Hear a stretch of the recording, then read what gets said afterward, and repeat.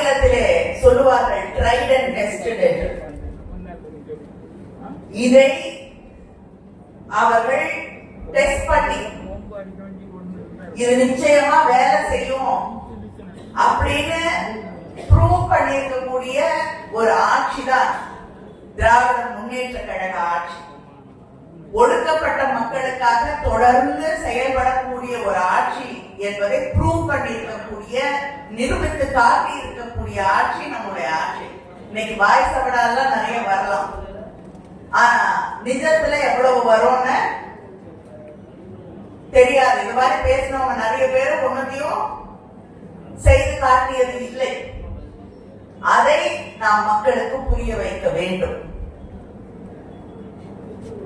இதே மக்களை ஏமாற்றி வட மாநிலங்களிலே ஆட்சிக்கு வந்திருக்கக்கூடியவர்கள் அதே யார் ஓட்டை வாங்கி ஆட்சிக்கு வந்தாங்களோ அதே மக்களை ஒடுக்கி கொண்டிருக்கிறார்கள்.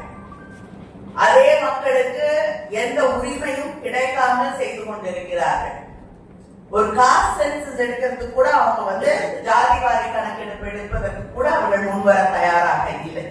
இப்படிப்பட்ட ஒரு சூழலிலே உண்மையாக இந்த மக்களோடு நிற்கக்கூடியவர்கள் திராவிட முன்னேற்ற கழகத்தை சேர்ந்தவர்கள், நம்முடைய முதலமைச்சர் அண்ணன் தளபதி அவர்கள் என்ற அந்த செய்தியை நாம் ஒவ்வொரு வீடாக, ஒவ்வொரு இளம்பெண்ணாக, இளைஞனாக, அந்த சமூகத்தை சேர்ந்த அத்தனை பேரிடமும் கொண்டு சென்று சேர்க்க வேண்டியது நம்முடைய கடமை.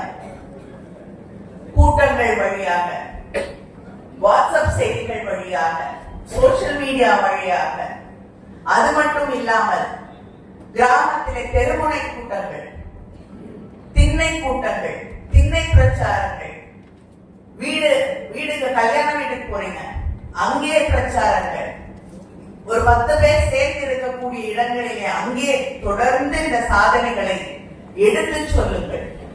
திராவிட முன்னேற்ற கழக ஆட்சியிலே, நம்முடைய முதலமைச்சர் தளபதியின் ஆட்சியிலே பயன்பெறாத குடும்பம் என்பது எதுவுமே கிடையாது. அந்த குடும்பங்களை நினைவுபடுத்துங்கள். ஏன்னா வாங்கி முடிச்ச உடனே மறந்துடுவாங்க. சில பேருக்கு தான் நினைவு இருக்கும். அதனால் நினைவுபடுத்துங்கள். இருக்கக்கூடிய திட்டங்களை அவர்களிடம் கொண்டு போய் சேருங்கள். இதை செய்தாலே நம்மை தாண்டி வெற்றி பெறுவதற்கு வேறு யாரும் தமிழ்நாட்டிலே இல்லை இல்லை இல்லை.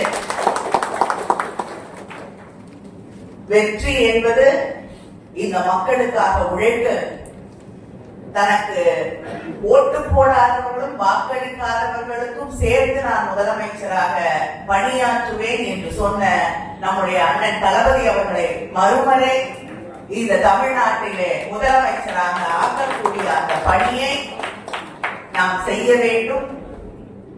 இது எந்த மாறுபாடும் மக்களிடம் வந்துவிடாமல் அவர்களை ஒருங்கிணைத்து சரியான செய்திகளை அவர்களிடம் கொண்டு போய் சேர்த்து இந்த தேர்தல் வெற்றி உங்கள் கரங்களிலே இருக்கிறது என்ற அந்த ஒரு கடப்பாடோடு பணியாற்றினால் வெற்றி நிச்சயம். அண்ணன் தளபதி சொல்லுவது போல 200 தொகுதிகளிலும் நிச்சயமாக நானும் சொல்கிறேன், சொல்கிறேன். வெற்றி நிச்சயம், வெற்றி நிச்சயம். நன்றி, வணக்கம்.